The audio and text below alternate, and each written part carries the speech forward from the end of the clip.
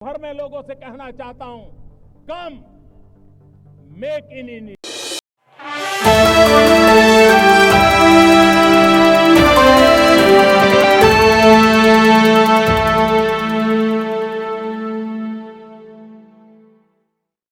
नमस्कार, अनुपम जी कैसे हैं? कैसी हैं? माननीय मुख्यमंत्री रेखा गुप्ता जी, आपका स्वागत है। आइए, आप इधर आइए।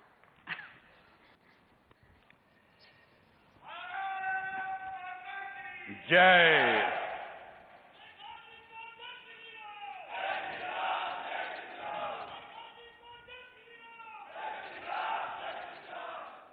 बातों का सिलसिला शुरू करें रेखा जी। मैं चाहती हूं अनुपम जी कि इससे पहले कि हम अपनी बातचीत शुरू करें, जो सिंदूर ऑपरेशन पे हमारी सेनाओं ने वाह, शौर्य दिखाया, एक बार मिल करके उनको प्रणाम करते हैं। अरे वाह, बिल्कुल। एक बार सब मिल करके।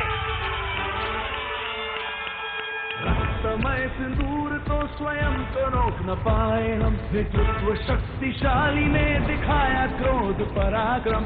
बज उठी थी रणभेरी, ना हुई तनिक देरी, धैर्य टूट था गया, तीर छूट था गया, और फिर मिटा दिया आतंक के विकार को। रखेगा जाति शत्रु इस प्रहार को, प्रहार को, प्रहार को, प्रहार को। प्रचंड है ये संदूक के वार को, किया है भक्त हमने उसकी धार को।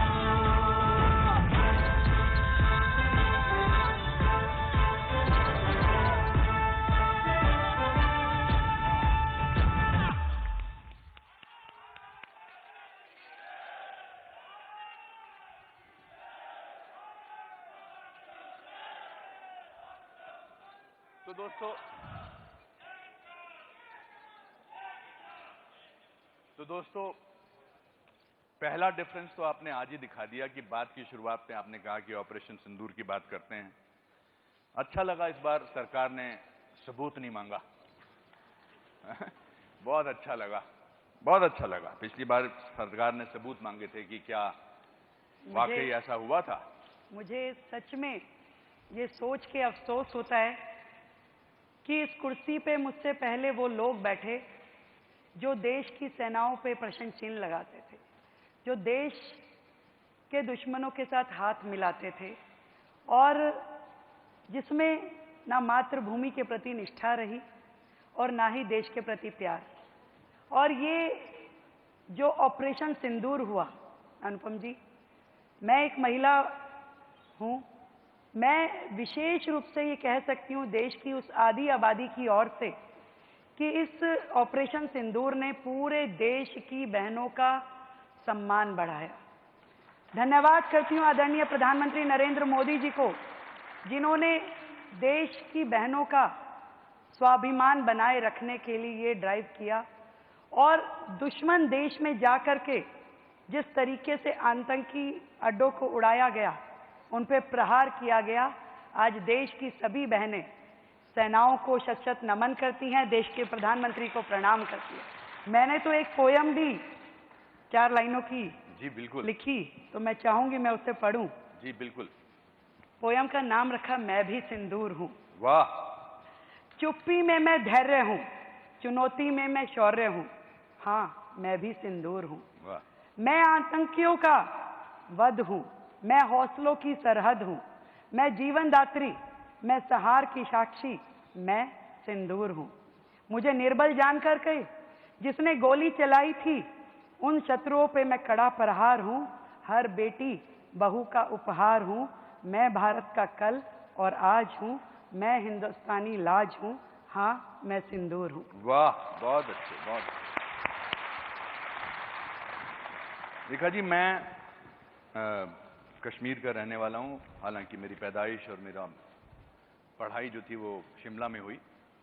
32 साल से हम कश्मीरी हिंदुओं की प्रताड़ना को जो है वो झेलते आ रहे हैं। तो बहुत सालों बाद जब कश्मीर फाइल्स बनी तो मुझे एक क्षण कभी नहीं भूलता है, और मैं ये पीड़ा से कह रहा हूं, दुख से कह रहा हूं। जब पिछले मुख्यमंत्री जी ने असेंबली में कश्मीरी हिंदुओं का मजाक उड़ाया था और कहा था कि ये फिल्म अगर इतनी ज़रूरी है तो यूट्यूब पे लगा दीजिए। मुझे बड़ा दुख हुआ था, क्योंकि मैं इस दुख को अपने अंदर लेके चल रहा था बहुत सालों तक। मेरे मामा, मेरे ताया, दादाजी सबने वो बर्दाश्त किया था।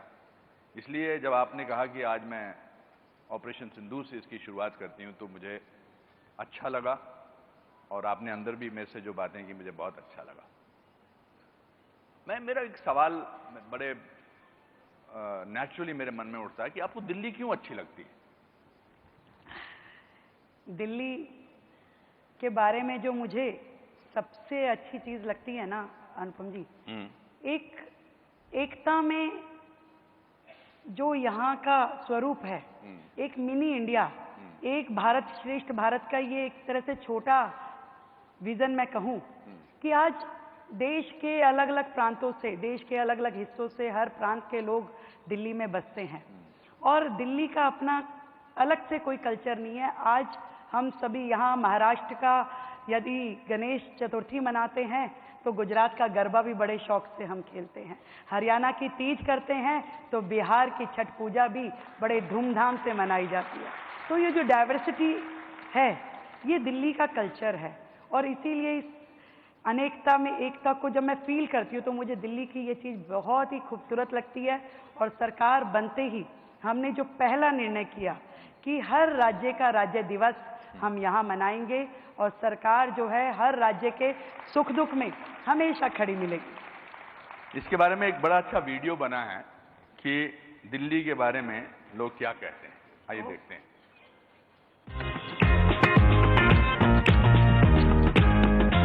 अब दिल्ली की गर्मी तो हर किसी को फील हो रही है, पर दिल्ली में हुए हाल फिलहाल चेंजेस दिल्ली वालों को फील हो रहे हैं कि नहीं हो रहे? चलो दिल्ली वालों से जानते हैं और उनसे पूछते हैं आखिर दिल्ली में चल क्या रहा है। भाई साहब, आपकी दिल्ली में फेवरेट जगह कौन सी? इंडिया गेट, राष्ट्रपति भवन है, इंडिया गेट है, नेहरू पार्क, पीपी बेस्ट है सर। आपके हिसाब से दिल्ली में अभी चल क्या रहा है? अभी अच्छा ही चल रहा है। Is this how it's always is? हमेशा वाइब, हमेशा फन। बहुत लार्ज स्केल पे क्लीनिनेस का प्रोसेस चल रहा है। बहुत अच्छा चल रहा है, साफ सुथरा है, बढ़िया है, सड़कें अच्छी बन गई हैं। आप गवर्नमेंट के जाने के बाद बीजेपी कुछ काम कर रही है। अच्छा माहौल चल रहा है क्योंकि नई सीएम आई है तो लग रहा है कोई चीज मूव कर रही है और कोई दिल्ली की डेवलपमेंट होगी।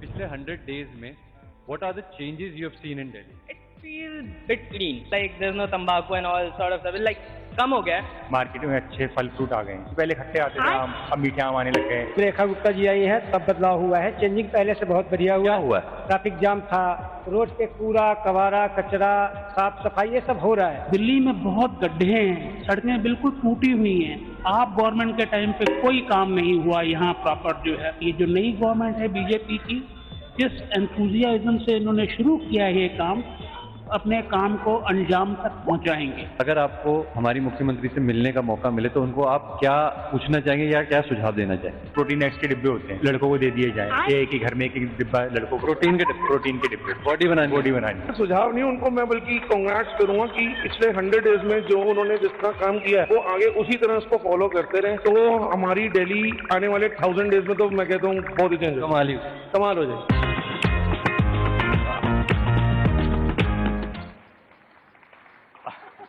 आप मुद्दों पे जीती हैं, आपकी सरकार मुद्दों पे जीती हैं। पूरा देश की राजधानी है दिल्ली, तो सारी दुनिया, सारे देश को पता है कि क्या क्या मुद्दे थे। मैं ये जानना चाहता हूं कि आपने पिछले 10 साल जीतने से पहले कैसे बिताए दिल्ली में? संघर्ष में। जब ये देखते थे कि दिल्ली की जनता के साथ अन्याय हो रहा है, जब भ्रष्टाचार की रोज पोलें खुलती थी, जब शराब के ठेके गली गली खुल गए थे, तो हम संघर्ष में थे। हम कभी सचिवालय पे प्रदर्शन करते थे, कभी विधानसभा पे जाते थे, कभी केजरीवाल साहब के घर जाते थे, आवाज उठाते थे। और इससे पहले जब हम चुनाव लड़े और आंधियां जैसा माहौल दिख रहा था, थोड़े थोड़े मार्जिन से हम लोग हार जाते थे, तो हम जनता के बीच में रह के उनका सुख दुख बांटते थे, उनको सांत्वना देते थे, उनके लिए जो अच्छा कर सकते थे वो करने की कोशिश करते थे। कुल मिलाकर के 10 साल में दिल्ली जितना पीछे हुई उसको जहां जहां हम ठीक कर सकते थे वहां जनप्रतिनिधि के नाते उनके बीच में रह करके काम करते थे। मुझे ऐसा लगता है कि विश्वास को वापस पाना बड़ा मुश्किल होता है किसी भी चीज के लिए। Why should people of Delhi believe you? Why should कि आपने ऐसे पिछले 100 दिनों में क्या किया है कि उनको लगे कि हालांकि मेरा एक बचपन का दोस्त है जो यहाँ रहता है, विजय सहगल, पिछले मेरे 8th स्टैंडर्ड से, मैंने उससे पूछा, मैंने कहा सही काम हो रहा है? कहता हाँ सही काम हो रहा है। पर मैं आपसे जानना चाहता हूँ कि हमारे कुछ तो यहाँ पर बैठे हैं ऑडिटोरियम में, मगर लाखों लोग इसको अलग अलग प्लेटफॉर्म पे देख रहे होंगे, वो भी जानना चाहेंगे, जब विश्वास टूटता है तो उसको दोबारा मुकम्मल करना बड़ा मुश्किल होता है, हालांकि आपने मुद्दों पर जीता। तो why should the people of Delhi believe you and what has happened in these 100 days? आप ठीक कह रहे हैं अनुपम जी। जब रामलीला मैदान से एक आंदोलन शुरू हुआ तो हजारों लाखों लोग उससे जुड़े, हम भी जुड़े, बाकी लोग भी जुड़े। उन्हें लगा कि शायद कुछ ईमानदारी, मैं भी जुड़ा, कुछ आप भी जुड़े, और सब ने ये सोच करके उस समूह का साथ दिया कि शायद दिल्ली में, देश में कुछ बेहतर होगा। वो लोग जो कहते थे हमें सत्ता का लालच नहीं, इतने लालची हो गए कि सत्ता के अलावा उन्हें कुछ दिखता नहीं था। एक राज्य की सत्ता मिली तो दूसरे की ओर दौड़ पड़े। और आप सही कह रहे हैं कि लोगों का एक विश्वास टूटा इस 10 साल में। लोगों को लगा कि जिस ईमानदारी को हम खोज रहे थे वो मिली नहीं। आज भी वहां भ्रष्टाचार के अड्डे बने हुए थे। और क्यों नई सरकार पे विश्वास करें, ये प्रश्न आपके मन में, लोगों के मन में हो सकता है।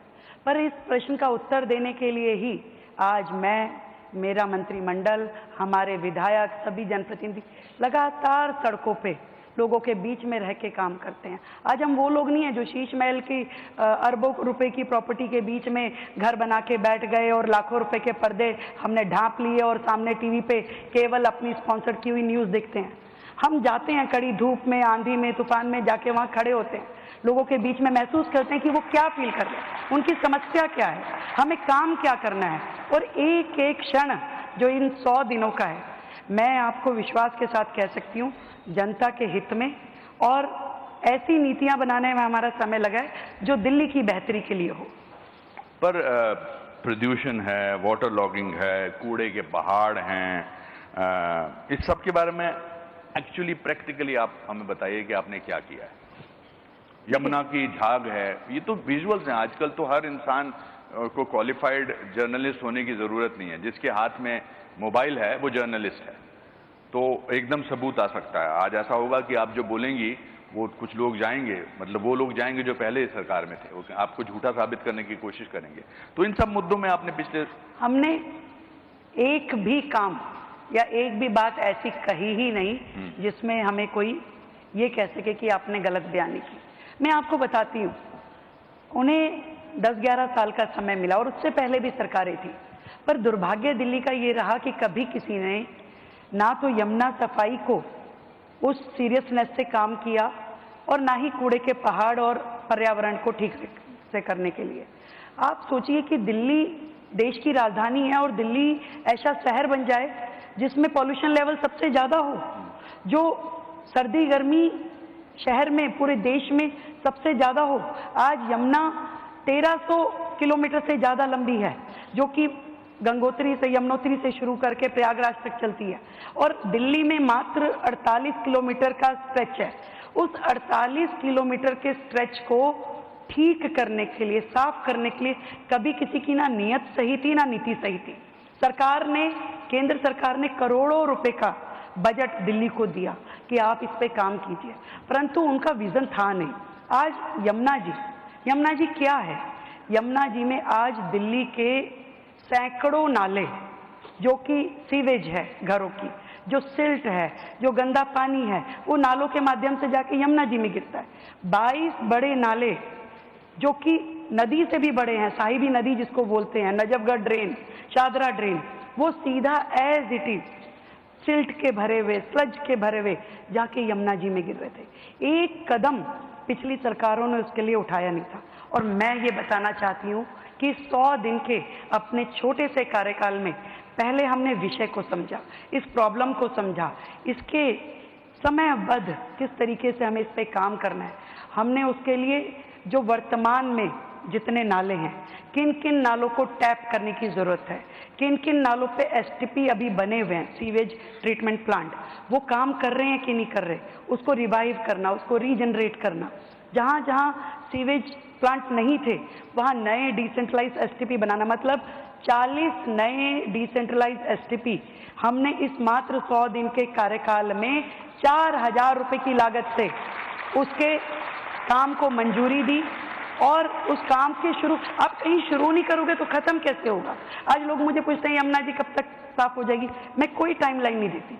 मैं ये जानती हूँ कि हम जो काम कर रहे हैं ईमानदारी से, जो काम होना चाहिए, जो उसका वे आउट है, उसे कर रहे हैं। आज जो वर्तमान एसटीपी है उसको, उसका जीर्णोद्धार करना, उसको रिवाइव करना, आज जहाँ जहाँ पे आप समझिए दिल्ली में 1700 कॉलोनी अनऑथराइज है और उन अनऑथराइज कॉलोनियों में सीवेज है ही नहीं, प्लांट है ही नहीं, सीवर लाइन ही नहीं है। वो सीवर लाइन कहाँ जाती है, वो नाले में जाती है। वो नाला कहाँ जाता है, वो यमुना जी में गिरता है। तो उन 1700 कॉलोनियों में सीवेज प्लांट लगे, उन 1700 कॉलोनियों में सीवर लाइन डले, इसका काम पहली बार यदि कोई सरकार कर रही है तो वो आज हमारी सरकार है। जो नालों को टैप करने का काम है, जो सॉलिड वेस्ट उठाने का है, पहली बार दिल्ली में नालों की जो डीसिल्टिंग हुई, मैं आपको फिगर बताऊं तो आप हैरान रह जाएंगे, 20 लाख मीट्रिक टन सिल्ट हमने इन बड़े नालों में से निकाली है जो यमुना जी में गिरने के हमने बचाई। एक एक नाला दिल्ली में कोई भी दिल्ली का निवासी जाके सड़कों पे घूम के देख सकता है कहाँ कहाँ पे हमने मशीनें लगा के काम चल रहा है। पहली बार वो सीरियसनेस आई है। आप कूड़े के पहाड़ की बात कर रहे हैं, मैं बताना चाहूंगी अभी तक दिल्ली में 3 कूड़े के पहाड़ थे जिसके बारे में पिछली सरकारों ने बड़े बड़े दावे किए जी हम हटा देंगे, 1 साल 6 महीने, 1 इंच भी नहीं हटा पा रहे थे। क्यों? क्योंकि मतलब केंद्र सरकार ने 1200 करोड़ रुपए दिए पिछली सरकार को भी कि ये कूड़े के पहाड़ आप हटाइए, परंतु जो काम होना चाहिए था, आप देखिए दिल्ली का डेली का जो आउटलेट है, मतलब जो कूड़ा निकलता है घरों से, दिल्ली 3 करोड़ की जनसंख्या की छोटी सी दिल्ली है, इसमें लगभग 80,000 हाउस होल्ड है। कूड़ा कितना निकलता है रोजाना का? 11,000 मीट्रिक टन। और उसका जो ट्रीटमेंट कितने कूड़े का आप कर पा रहे हैं? 7,000 मीट्रिक टन। तो रोजाना का 4,000 मीट्रिक टन कूड़ा जब खड़ा होगा और पुराना 280 लाख मीट्रिक टन कूड़ा आपका लीगेसी वेस्ट था, तो आप बताइए कैसे आपने योजना बनाई, क्या काम किया? ऐसे कैसे खत्म होगा कूड़ा जब 4,000 मीट्रिक टन कूड़ा रोज जमा हो रहा है, रोजाना। तो हमने आने के बाद ना केवल उसकी स्पीड बढ़ाई, जो कूड़ा रोज 7,500 मीट्रिक टन हट रहा था, बायोमाइनिंग उसकी हो रही थी, उसे हमने 18,000 मीट्रिक टन किया, 18,000 डेली। उसके बाद वेस्ट टू एनर्जी प्लांट, जहां उस कूड़े को आप निष्पादन कर सकें, ऐसे 4 वेस्ट टू एनर्जी प्लांट पे काम शुरू हुआ और लगातार उस पे कार्रवाई चल रही है। क्योंकि जब तक आप अपनी कैपेसिटी नहीं बढ़ाएंगे वेस्ट डिस्पोजल की, तब तक वो कूड़ा खत्म नहीं हो सकता। आप जितने मर्जी झूठे वादे कर लीजिए, मैं नहीं करना चाहती कोई झूठा वादा। मुझे मालूम है कि जब तक ये वेस्ट टू एनर्जी प्लांट, जो हमारे 4 प्लांट हैं, जो नरेला में है, जो बाकी जगह तेखंड में है, उनको हम ऑपरेशनल मोड पे नहीं लाएंगे तो ये लीगेसी वेस्ट खत्म नहीं होगा। और इसके अलावा दिल्ली में रोजाना आप सोचिए कितना ई वेस्ट निकलता है, कितने आपके टूटे मोबाइल, बैटरीज, उनके लिए क्या सोचा था भाई? पहली बार सरकार ने तेखंड में एक नया वेस्ट टू एनर्जी प्लांट, जिसमें आपका दिल्ली का पूरा ई वेस्ट वहाँ पे चैनलाइज होगा, वो बनाने की योजना करी। तो ये काम है जो दिल्ली को करने हैं, दिल्ली के लिए करने हैं। तो चाहे कूड़े का पहाड़ हो, चाहे पर्यावरण हो। पर्यावरण का भी बता देती हूँ। पर्यावरण दिल्ली में आप जब AQI उठा के देख लीजिए आपको ज्यादा ही मिलेगा। तो दिल्ली, पिछली सरकारें क्या कर रही थी भाई? उन्होंने कहा कि हम ऑड इवन कर रहे हैं, इससे खत्म हो जाएगा। क्या ऑड इवन से पॉल्यूशन खत्म हो रहा है? आप चलाते थे, अगर वाटर स्प्रिंकलर चलाया आपने मात्र 2 महीने सर्दी के, अरे पॉल्यूशन तो 12 महीने का है। आप जनवरी से लेकर दिसंबर तक पॉल्यूशन चलता है। आज गर्मियों में भी पॉल्यूशन लेवल हाई होता है। तो आपकी क्या योजना थी? कोई योजना नहीं थी। पहली बार हमारी सरकार आने के बाद हमने एक विस्तृत योजना के माध्यम से, दिल्ली में 250 वार्ड है, 70 विधानसभा हैं, तो 250 के 250 वार्डों पे 4-4 मशीनें पर वार्ड, वाटर स्प्रिंकलर की, जिसमें इंटीग्रेटेड स्मोक गन्स हैं, वो मशीनें हमने ऑर्डर देके मंगवाई है ताकि 12 महीने वहाँ काम चले, कभी भी पॉल्यूशन लेवल जो है हाई ना हो। और जितनी दिल्ली में हाई राइज बिल्डिंग है उन सब पे हमने स्प्रिंकलर्स लगाने की योजना बनाई ताकि एक ऊंचे लेवल से वहीं से आपका डस्ट पार्टिकल्स जो है वो नीचे हो। हमने दिल्ली में ईवी पॉलिसी, यानी कि पब्लिक ट्रांसपोर्ट जो है हमारा पूरा का पूरा इलेक्ट्रिक मोड पे आए। इसके लिए हमने अभी 400 बसें लॉन्च की, जिसका नाम हमने देवी रखा। देवी यानी दिल्ली इलेक्ट्रिक व्हीकल इंटरकनेक्टर।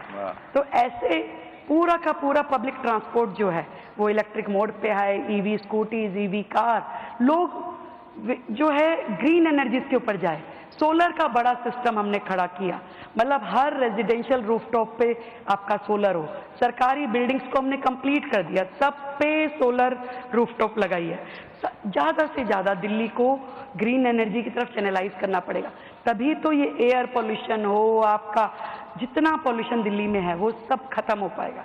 तो मैं इतना कह सकती हूँ कि सरकार ईमानदारी से काम कर रही है और एक एक काम जो रिक्वायर्ड है दिल्ली के लिए योजनाबद्ध तरीके से बेस्ट टेक्नोलॉजी के साथ हम दिल्ली की धरातल पे उनको लेके आ रहे हैं। मेरे जहन में एक बात आ रही है, सोच रहा हूं बोलूं या ना बोलूं, पर मैं बोल देता हूं। आप इतनी देर तक बोलते रही उपलब्धियों के बारे में, आप एक भी बार खांसी नहीं।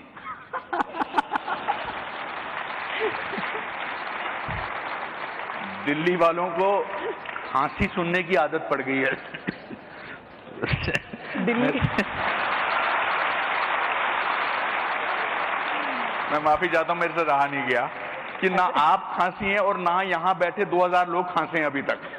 तो ये तो अपने आप में एक उपलब्धि है कि बहुत दिनों बाद दिल्ली में किसी को खांसते भी नहीं देख रहे हैं। अनुपम जी, दिल्ली को तो हम संभाल रहे हैं, मुझे तो चिंता पंजाब की है। हाँ, अच्छा।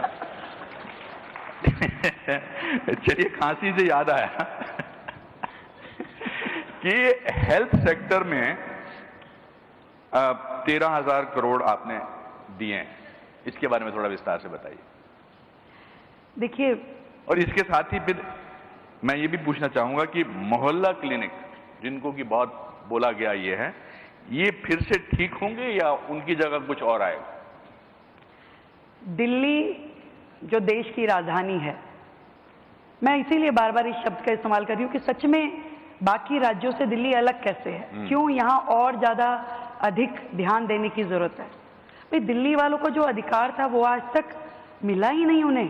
पूरे देश में आयुष्मान योजना लग गई, सबको लाभ मिलने लगा। 5 लाख रुपए का इलाज केंद्र सरकार करा रही थी, पर हमारे पिछले मुख्यमंत्री साहब ने वो आने ही नहीं दी। हमारी सरकार ने पहला दिन जब शपथ लेने के बाद हम सचिवालय में आके बैठे, पहली कैबिनेट में दिल्ली के लिए आयुष्मान योजना को लागू किया। और ना केवल 5 लाख रुपए, 5 लाख तो केंद्र दे रहा था, उस 5 लाख में हमने अपने 5 लाख दिल्ली सरकार की ओर से जोड़े और 10 लाख रुपए का इलाज आज आयुष्मान योजना के माध्यम से दिल्ली ले पा रही है, जिसका अधिकार और रजिस्ट्रेशन 3.5 लाख रजिस्ट्रेशन अभी तक इस मात्र 100 दिन में हो चुके हैं। 3.5 लाख रजिस्ट्रेशन।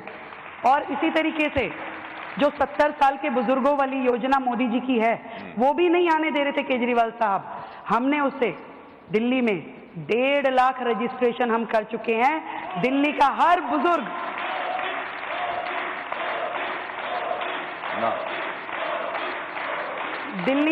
बुजुर्ग जो 70 साल से ऊपर है, और देखिए कितनी खूबसूरत योजना है जिसमें आपको कोई इनकम क्राइटेरिया नहीं है, कोई टैक्स लायबिलिटी वाला इसमें सेगमेंट नहीं है। जो भी 70 साल से ऊपर का है, वो अमीर है, गरीब है, किसी भी जात का है, उसे सरकार लाभ देगी, पूरा हेल्थ का पूरा एश्योरेंस देगी। और 5 लाख रुपए केंद्र से, फिर हमने इसमें जोड़ा 5 लाख रुपए अपनी ओर से, 10 लाख रुपए का ट्रीटमेंट, 80 हॉस्पिटल एम्पैनल किए और उसका इलाज अभी तक इन 100 दिनों में 650 लोग हॉस्पिटलाइज हो चुके हैं, उसका लाभ ले रहे हैं। ये हेल्थ सेक्टर की अचीवमेंट्स मैं बता रही हूँ। और इसके अलावा ट्रांसपेरेंसी जो एक बहुत बड़ी चीज है, भ्रष्टाचार मुक्त प्रशासन। आज जिस तरीके से सरकार चल रही है, पहले क्या होता था, अब दवाई खरीद में भ्रष्टाचार, नियुक्तियों में भ्रष्टाचार, हॉस्पिटल की मैनेजमेंट में भ्रष्टाचार, इंफ्रास्ट्रक्चर में भ्रष्टाचार। एक एक पॉलिसी जो अब नीतिगत फैसले हमने किए, हमने सेंटर प्रिक्योरमेंट की मेडिसिन की, ताकि जो भी दवाई खरीदी जाए उसमें पारदर्शिता हो, जितनी भी प्लेसमेंट है।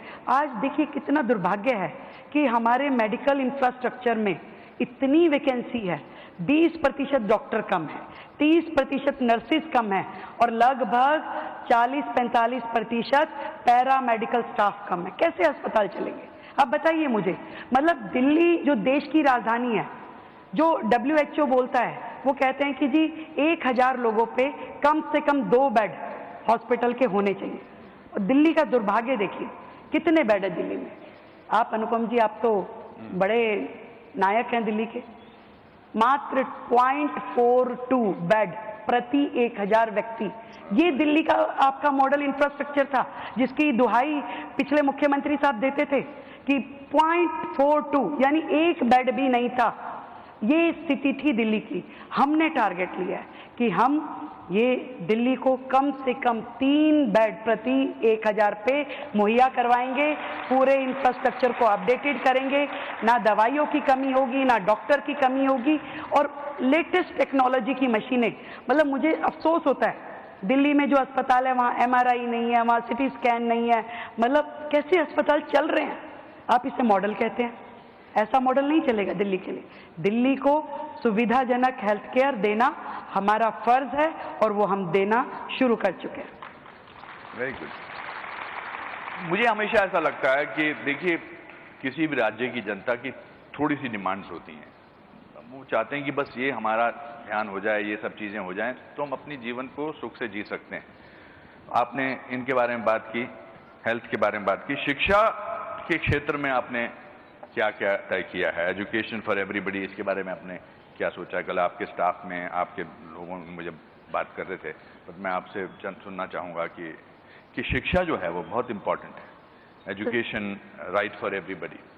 बिल्कुल बिल्कुल, आपने बेहतर प्रश्न किया। शिक्षा एक बहुत प्राइमरी मुझे लगता है कि ज़रूरत है किसी भी राज्य के लिए। और हमारे जो स्कूल हैं दिल्ली में 1071 सरकारी स्कूल हैं और 1600-1650 जो हैं वो प्राइवेट स्कूल हैं। और जब हम ये देखते हैं कि आज दिल्ली का हर व्यक्ति प्राइवेट स्कूल की ओर दौड़ता है, उसे ये लगता ही नहीं कि मुझे सरकारी स्कूल में अच्छी एजुकेशन मिलेगी। आज दिल्ली सरकार ने, पिछली सरकार ने अपना ही बोर्ड बना दिया। अब आप मुझे बताइए कि दिल्ली में का एक छोटे से राज्य का अपना बोर्ड हो तो क्या वो बच्चा नेशनल लेवल पे, इंटरनेशनल लेवल पे सब सर्वाइव कर पाएगा? आज इतने बड़े इंफ्रास्ट्रक्चर क्रिएट करने की ज़रूरत है, जहां आपको स्मार्ट क्लासेस चाहिए, जहां आपको डिजिटल लाइब्रेरीज चाहिए, जहां आपको बेहतर एजुकेशन के लिए कोचिंग चाहिए। दिल्ली में हमने एजुकेशन की फील्ड में काम करते हुए ये तय किया कि हम पूरे के पूरे अपने शिक्षा तंत्र को इतना मजबूत कर दें कि फिर कोई पेरेंट्स अपने बच्चे को ये ना कहे कि मेरा बच्चा फाइनेंशियल अपनी कमी होने के कारण अच्छे स्कूल में नहीं जा पाया। उसको लगना चाहिए कि दिल्ली सरकार के जिस स्कूल में मैं पढ़ रहा हूँ वो बेस्ट है। उसके लिए हमें जो स्मार्ट क्लासेस उन्हें देनी है, उसके लिए हमने 125 डिजिटल लाइब्रेरीज का प्लान बनाया है, 100 लैंग्वेज लैब्स, क्योंकि आज क्या है, बच्चा जर्मनी चाहता है कि मैं जो फ्रेंच में सीखूँ, मैं जर्मन सीखूँ, मैं इंग्लिश सीखूँ, ताकि हमारे सरकारी स्कूल का बच्चा भी अपडेटेड हो। अलग अलग करिकुलम हमने डेवलप किए हैं। और यहाँ तक कि जो एक नेक्सस चल रहा था प्राइवेट स्कूलों में फीस को लेकर के, कितनी भी फीस कोई भी स्कूल बढ़ा देता था और सरकार जो थी वो अंडर टेबल उनसे सेटिंग करती थी। पेरेंट्स परेशान होकर लड़ते बिड़ते रहते थे, कोर्टों में केस चलते रहते थे। पहली बार दिल्ली सरकार ने अपना खुद का दिल्ली की एजुकेशन के लिए एक्ट बनाया to control fee of private school, और इसको हम अब ऑर्डिनेंस के रूप में लेके आ रहे हैं ताकि दिल्ली के बच्चों को एक सुकून मिल सके। So बेसिकली आप कहना चाह रहे हैं कि प्राइवेट स्कूल्स जो अपनी फीस खुद बढ़ा देते थे सरकारी स्कूलों की, आपने उस पर एक एक्ट बनाया, थोड़ा इसके बारे में विस्तार से बताएंगे? देखिए, अभी तक क्या था, जो दिल्ली थी वो जिस एक्ट से ड्राइव हो रही थी उसमें ये कहा जाता था कि आप अपनी फीस बढ़ा लीजिए और केवल डायरेक्टर एजुकेशन को इन्फॉर्म कर दीजिए। हमने देखा कि जब लगातार स्कूल फीस बढ़ा रहे हैं, पेरेंट्स कुछ कर नहीं पा रहे, कोर्ट कुछ साथ नहीं दे रहा है, तो क्या करना चाहिए। तो आसपास के सभी राज्यों का हमने एजुकेशन मॉडल स्टडी किया और बहुत सारे लीगल ओपिनियन लिए, बहुत सारे एजुकेशनिस्ट का उसमें हमने व्यू लिया, तो अपना दिल्ली का एक एजुकेशन फी एक्ट हमने बनाया, जिसमें हमने इस तरीके का पूरा प्रोसीजर बताया कि यदि कोई भी स्कूल अपने लिए फीस बढ़ाने की दिशा में जाना चाहता है तो उसे ये प्रोसीजर इस्तेमाल करना पड़ेगा, जिसमें हमने पेरेंट्स को, जिसमें हमने टीचर्स को, जिसमें हमने मैनेजमेंट को, सबको पार्टिसिपेट करवाया। अब यदि आप बढ़ाना चाहते हो तो डिस्कस कीजिए पेरेंट्स के साथ, उनकी रजामंदी लीजिए। तो ये पहली बार हुआ है दिल्ली में, इससे पहले कभी नहीं था। और इस तरीके से दिल्ली के बच्चे बेहतर एजुकेशन पा सके। आज कितने सारे एग्जाम हैं, आप नीट देना पड़ता है, आपको जेई देना पड़ता है, इवन कॉलेज में जाने के लिए आपको सीयूईटी देना पड़ता है। आज बच्चों को इतनी महंगी असिस्टेंस कैसे मिलेगी, उनको कोचिंग कहाँ से मिलेगी? हमने अपना पूरा एक सिस्टम बनाया, अपनी योजना हम लेकर के आए हैं, जिसमें हम अपने सभी बच्चों को स्कॉलरशिप के माध्यम से इन सारे कॉम्पिटिटिव एग्जाम की तैयारी कराएंगे, ताकि वो बेहतरीन कॉलेजेस में जा सके, बेहतरीन यूनिवर्सिटी को ज्वाइन कर सके और अपना भविष्य जो है वो और सुंदर बना सके। बस ये 100 दिन में आपके सब एस्टीम्ड मिनिस्टर्स फ्रंट रो में बैठे हैं, ये 100 दिन में आपने कब तय किया कि ये हमें बदलना है और ये बदलने की आपने फिर उसकी प्रक्रिया भी शुरू की? Because change needs time. तो आप एक हडल हुए कि अब भी ये सब इम्पोर्टेंट चीज़ें हैं, बिकॉज आप बहुत अच्छा आपके आंकड़े सब याद हैं, that means you are prepared. Otherwise भी मैंने आपके 1-2 इंटरव्यूज़ देखे हैं। तो ये पहले आप लोग बैठे मिनिस्टर्स के साथ और फिर आपने किया और उसके पर एकदम आपने उस पर अमल करना शुरू कर दिया। देखिए, ये एक दिन का काम नहीं है और इसलिए बहुत सारी चीज़ें शायद हम उस लेवल पे अभी लेके जाने की प्रक्रिया में है। हमारे 100 दिन हुए हैं। 100 दिन कोई इतना बड़ा कार्यकाल नहीं होता कि हम कहेंगे हमने झंडे गाड़ दिए। नो, हमने जिस दिशा में जाना है, अपने लक्ष्य तय किए, उस लक्ष्य के लिए स्टेप बाय स्टेप हमने क्या प्रोसीजर लेना है। हम इन 100 दिनों में लगातार अपने मंत्रिमंडल के साथ रोजाना बैठते हैं, रोजाना एक एक विषय पे डिस्कशन करते हैं। इसमें हमारा क्या निर्णय होना चाहिए, क्या पॉलिसी होनी चाहिए। लगातार इस 100 दिन के कार्यकाल में हमने 8 अपनी कैबिनेट मीटिंग बुलाई। उन 8 कैबिनेट मीटिंग में हमने बड़े बड़े निर्णय किए। हर बार पहली कैबिनेट मीटिंग में आयुष्मान वय वंदन योजना करा, दूसरी में कुछ और, तीसरी में कुछ और, लगातार डिसीजन। और आज भी हमें दिखता है कि दिल्ली के लिए करना क्या है, यमुना सफाई के लिए हमें क्या करना है, हमें स्कूलों के लिए क्या करना है, हेल्थ के लिए क्या।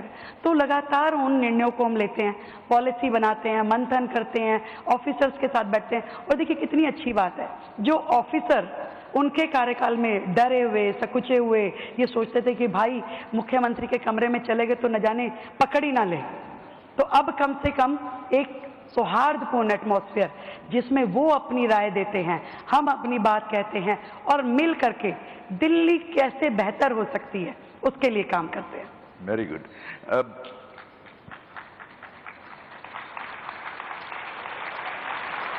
ये मैंने इनको इशारा कहा कि जब मुख्यमंत्री या मैं कोई अच्छी बात करूं और मैं अपना सर खुजाऊं तो मतलब तालियां मारनी है। नहीं, तालियों की, देखिए एक्टर जो है, नेता और अभिनेता बिना तालियों के आगे नहीं बढ़ सकते हैं, बिकॉज बहुत मेहनत करते हैं। बुरे एक्टर के लिए कभी ताली नहीं बजती है, अच्छे एक्टर के लिए ताली बजती है। वोट बैंक के बारे में बात होती है कि जो वोट देते हैं वो झुग्गियों में रहते हैं, झोपड़ियों में रहते हैं। I was surprise and little shocked also कि आज दिल्ली में मुंबई से ज्यादा झुग्गियां हैं, स्लम्स हैं या झुग्गियां हैं। I was personally shocked. तो आमतौर पे ये कहा जाता है कि ये लोग जो हैं ये वोट देते हैं, तो ये वोट बैंक है। तो आपने क्या झुग्गियां तोड़ने का विचार किया है या चेंज लाने के लिए? देखिए अनुपम जी, मैं इस बात को बहुत स्पष्ट कर देना चाहती हूँ। दिल्ली को बसे हुए जितने साल हुए हैं, आज तक का आप इतिहास उठा के देखिए, कांग्रेस आई, आम आदमी पार्टी आई, बाकी जो भी आए, उन्होंने केवल झुग्गी के लोगों को वोट बैंक की तरह इस्तेमाल किया। एक भी झुग्गी को, जहां से वो 40 साल से जहां बैठे हैं, जहां बसे हैं, उसको 1 इंच भी आगे नहीं बढ़ाया। उनके लिए कभी कोई सुविधा नहीं दी। आज भी सारी झुग्गियाँ, कोई पाइपलाइन नहीं है पानी की, कोई सीवर लाइन नहीं है वहाँ पे, कोई नहाने के लिए बहन बेटियों के लिए स्नान घर, अच्छे शौचालय, कुछ नहीं है। केवल वो डराते थे, अरे बीजेपी आ जाएगी तो ये कर देगी, बीजेपी आ जाएगी तो ये कर देगी। पहली बार दिल्ली के इतिहास में ये हुआ है कि जो सरकार आई, जब मैंने अपना 1 लाख करोड़ का बजट प्रस्तुत किया, उसमें 700 करोड़ रुपए केवल मात्र झुग्गियों की डेवलपमेंट के लिए रखा। वहाँ नाली खड़ंजा बनना चाहिए, वहाँ बच्चों के लिए पार्क होना चाहिए, बस्ती विकास केंद्र होना चाहिए, बहनों के नहाने के लिए स्नान घर होना चाहिए। किसने रखा? आज तक किसी सरकार ने रखा है? निकलवाइए उनके बजट। पहली बार हमने रखा और आज मुझे ये कहते हुए गर्व है कि हर झुग्गी में कोई ना कोई काम शुरू हो गया और आगे शुरू होगा। और आगे ये झुग्गी तोड़ना हमारा ध्येय कतई नहीं है, ये दिल्ली की लाइफलाइन है। आज दिल्ली चल ही नहीं सकती, ये मजदूर वर्ग है, ये अपना मेहनत करके रोजी रोटी कमाते हैं और दिल्ली को चलाते हैं। इन दिल्ली को चलाने के लिए इनको बेहतर रहने की व्यवस्थाएं देनी है, इनके लिए हमें काम करना है, इनको सुकून से ये जी सकें ऐसी। तो जब तक ये लोग अपने पक्के मकानों में शिफ्ट नहीं हो जाते, जहां वो रह रहे हैं वहीं रहेंगे, पर बेहतर सुविधाओं के साथ रहेंगे, ये हमारा वादा है। आप महिला चीफ मिनिस्टर हैं, आपने पिछले 100 दिनों में महिलाओं के लिए क्या किया है? मैंने अपना रिसर्च अच्छा किया है, बहुत अच्छा किया है और इसका जवाब मैं देना भी चाहती थी। मैं जब मुख्यमंत्री बनी, आदरणीय प्रधानमंत्री जी ने जब ये निर्णय किया होगा, तो मैंने ये देखा कि उस दिन से आज तक मैं जहाँ जाती हूँ, बहनों की आंखों में एक अलग चमक होती है। महिलाएं मुझे देख के इतना प्रसन्न होती हैं कि मैं बता नहीं सकती, और उनको इतनी ढेर सारी मुझसे आशाएं हैं, अपेक्षाएं हैं। और मैं ये बताना चाहती हूँ इस मंच के माध्यम से, मैं उनकी सारी आशाएं पूरी करना चाहती हूँ। और उस दिशा में, चाहे वो बहन झुग्गी की हो, चाहे वो बहन कोठी की हो, चाहे वो बहन किसी भी वर्ग की हो, उनकी सुरक्षा का दायित्व, उनके सम्मान का दायित्व, उनके लिए उनकी एक फाइनेंशियल, उनको जो असिस्टेंस देनी है, उसका पूरा का पूरा जिम्मेदारी हमारे ऊपर है। और इसीलिए हमने जो वायदा किया था कि बहनों को 2500 रुपये प्रति माह देना है, गरीब बहनों को, उसके लिए मैंने अपने बजट में 5100 करोड़ रुपए का बजट रखा और लगातार लगभग 6 मीटिंग उस विषय पे हमने की। क्या उसकी योजना होनी चाहिए, किस प्रकार से, कौन कौन उसके लिए कैपेबल जो डेलीगेट हैं, किन किन के नाम उसमें आ सकते हैं, क्या उसकी, क्योंकि हम नहीं चाहते जैसे हिमाचल में हुआ या जैसे बाकी राज्यों में हुआ कि योजना शुरू कर दो पर दे नहीं पाओ, या फिर जैसे आम आदमी पार्टी पंजाब में घोषणा कर दी, आज तक नहीं दे पाए। दिल्ली के लिए भी उन्होंने घोषणा की, आज तक 1 रुपया उन्होंने बहनों को दिया नहीं। उन्होंने कहा था लोकसभा चुनाव से पहले कि 1000 रुपये देंगे बहनों को, पंजाब में उन्होंने कहा जी हम 2000 रुपये देंगे, 1 रुपया नहीं दिया।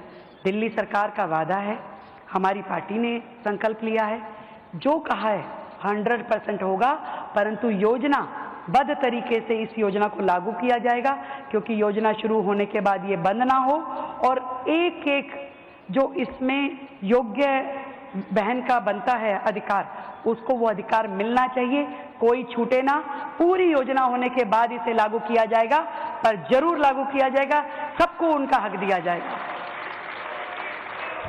और भी बस जोड़ना चाहूंगी, बहनों की बात आपने कही, दिल्ली में सुरक्षा को लेकर बड़ा चिंतित रहते हैं लोग।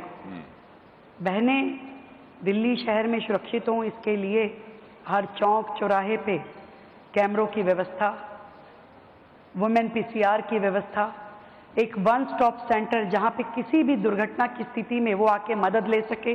पूरे 11 डिस्ट्रिक्ट में 11 सेंटर ऐसे हमने खोले हैं, सखी निवास खोले हैं, जहां की वो बहनें जाकर के अपनी कोई भी तकलीफ की स्थिति में जाकर के वो रह सकें। और जो हमारी वो बहनें हैं जो छोटी छोटी मजदूरी के काम करती हैं, जो सोचती हैं कि मैं अपने बच्चे कहाँ छोड़ के जाऊँ, उनके लिए तो कोई खर्च नहीं था। हमने ऐसे 500 पालना खोलने शुरू कर दिए हैं, जहाँ पे वो मजदूर बहन अपने बच्चे को छोड़ के जा सकेगी, बेहतर आंगनवाड़ी बन सकेगी। ऐसी सारी योजनाएं बहनों के लिए हमने शुरू की है। और मैं समझती हूँ इससे भी ज़्यादा हक बहनों का मुझ पे है। मैं उसके लिए हर एक काम करूँगी। आपने 100 दिन गुजार लिए हैं। मैं ये जानना चाहता हूं कि आप कब तक आप और आपकी सरकार पिछले सरकार को क्रिटिसाइज करके आगे बढ़ना चाहते हैं? वाह, हम कतई नाम भी नहीं लेना चाहते जी।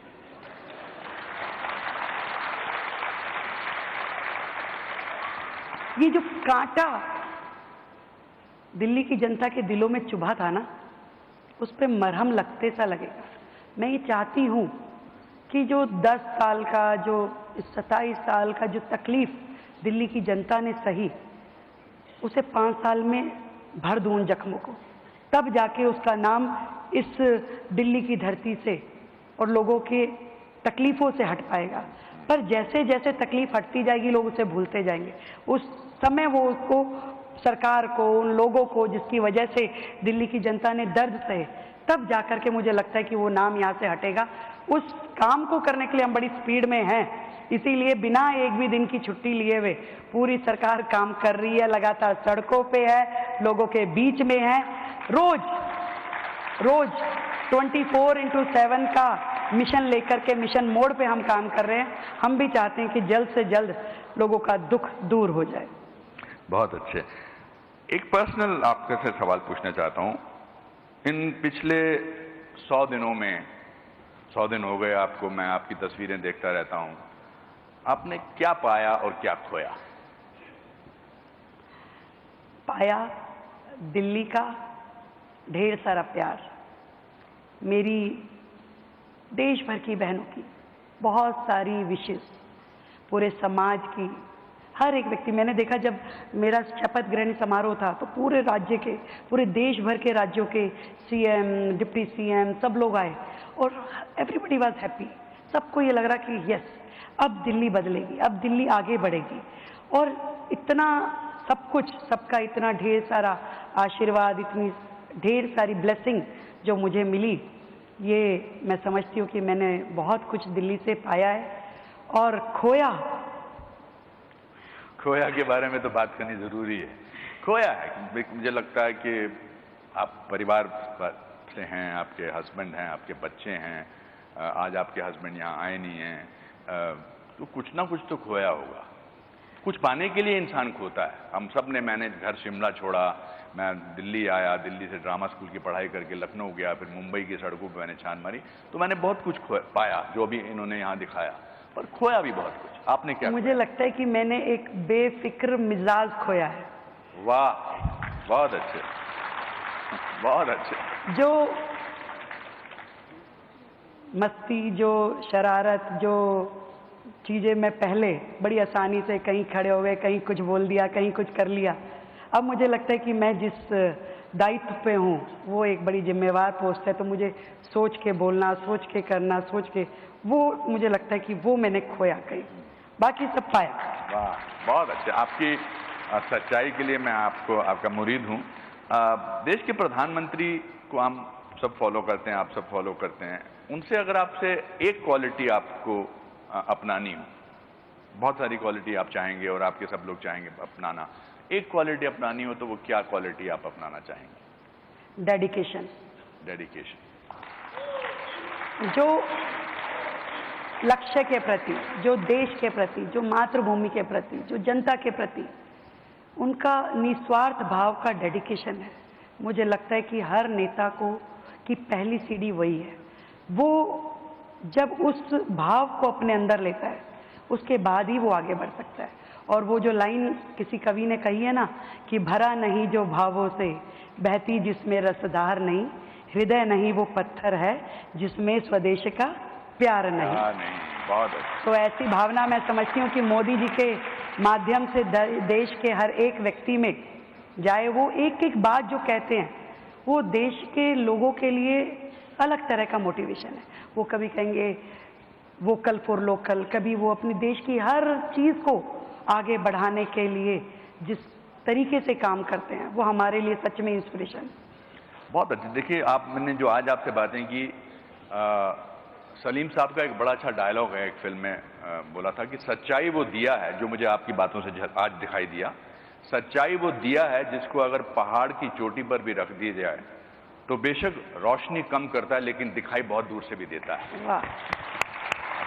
तो आज तो मुझे आपकी आंखों में, और मैं प्रार्थना करूंगा कि कपिल जी जब मुझे आपके 5 साल पूरे होने वाले हों तब मुझे बुलाएं और मैं आपसे बातचीत करूं, तो भी आपकी आंखों में वही सच्चाई, वही डेडिकेशन हो जो मुझे उम्मीद है कि होगी। आपसे बात करके मुझे बहुत अच्छा लगा। मैं हमेशा सोचता हूं कि कभी ना कभी किसी ना किसी से बात करके हमेशा कुछ सीखने को ही मिलता है, और मुझे भी बहुत कुछ सीखने को मिला आपके अंदाज से, आपकी बेबाकी से, आपकी सच्चाई से। मुझे आज यहाँ बुलाने के लिए बहुत बहुत शुक्रिया।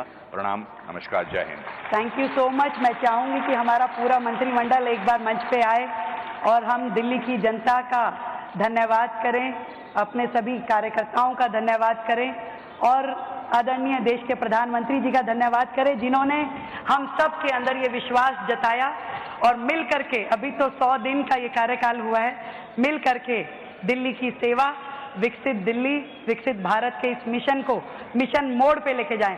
एक बार आप सबके लिए मैं चाहूंगी जोरदार तालियां हों।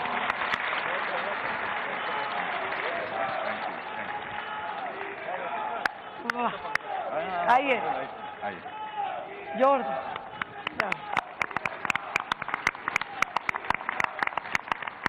थैंक यू, धन्यवाद। Thank you so much all of you. आप सबकी ब्लेसिंग, बहुत बहुत धन्यवाद।